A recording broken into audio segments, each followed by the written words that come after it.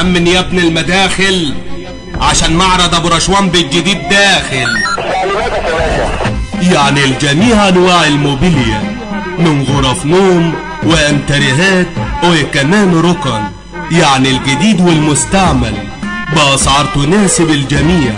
وكمان معرض ابو رشوان دايما نازل بالجديد، معاملة خاصة لأصحاب الظروف الخاصة، لأن ابو رشوان من الشخصيات المتواضعة، عنوانه ما يتواش، بنقول سوهاج، مركز أخميم، قرية الكولة.